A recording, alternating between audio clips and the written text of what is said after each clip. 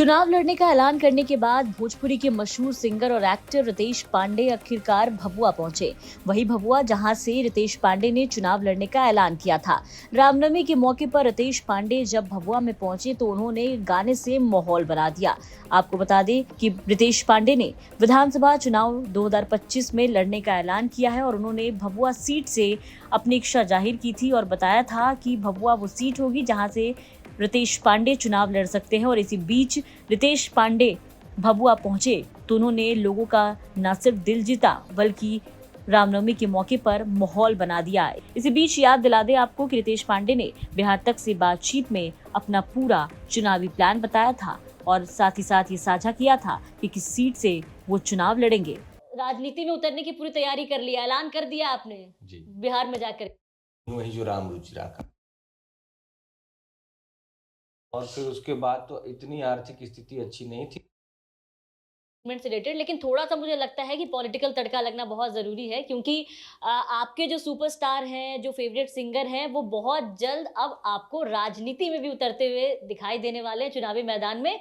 और बस आने ही वाला साल जो है वो आपके जो सुपरस्टार हैं उनको अभिनेता से नेता भी बनाएगा। तो राजनीति में उतरने की पूरी तैयारी कर लिया, ऐलान कर दिया आपने जी। बिहार में जाकर के। राजनीति में उतरने का ख्याल कैसे आया, कैसे सोचा आपने कि राजनीति में उतरना है? हमें सेवा करनी है लोगों की। अच्छा। हम सेवा करना चाहते हैं, इसलिए जैसे अभी भी जितना मेरा सामर्थ्य है उस अनुसार हम लोग सेवा करते हैं।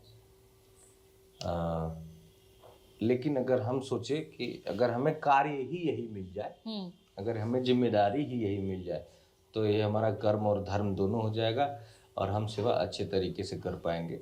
इसलिए हम इस क्षेत्र में तो जैसा कि हमने कहा कि आप यूपी और बिहार दोनों ही जगह से हैं रितेश जी। बिहार में आप रहे लेकिन बनारस में मतलब आप पले बड़े, सब कुछ देखा समझा आपने बनारस में।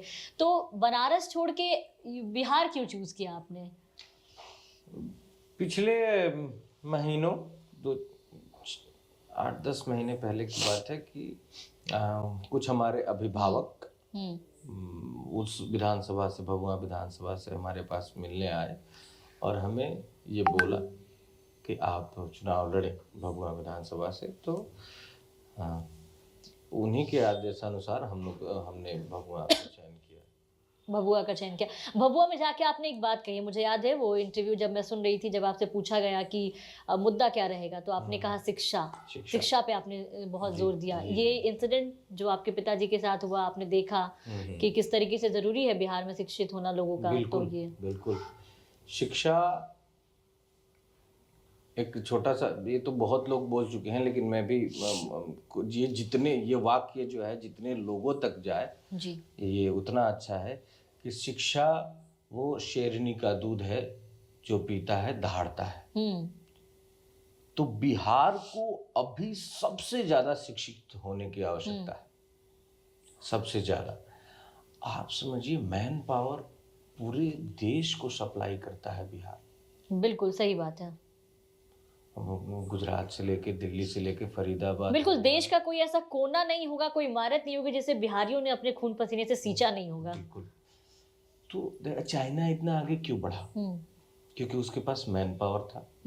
तो सारी कंपनीज गई कि भाई मैन पावर वहाँ पे हमें थोड़ा कम पैसे में मिलेगा, वहाँ पे ज्यादा है। तो जिस चीज की जहाँ पे अधिकता होती है वहाँ उसका कीमत कम होता है।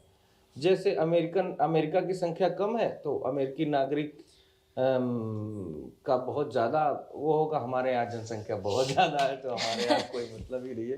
तो जनसंख्या जिसकी भी संख्या चाहिए, स्वाभाविक सा है, ह्यूमन नेचर है। अगर इस दुनिया में सोना जितना वो लोहा होता और लोहे जितना सोना होता तो लोहे की कीमत ज़्यादा होती जी।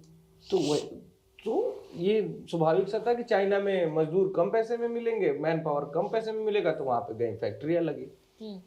तो हमारे बिहार में शिक्षा चाहिए और रोजगार चाहिए बिहार में ही। रोजगार तो बिल्कुल चाहिए बिहार में। ये तो जब शिक्षा होगा तो रोजगार भी होगा। अगर शिक्षा वहीं मिलेगा बिहार में ही, और तो रोजगार आप रूपी ही आ जाएगी, क्योंकि शिक्षा ही सब चीज का जड़ है। शिक्षित होंगे लोग तो वहीं रोजगार भी करेंगे।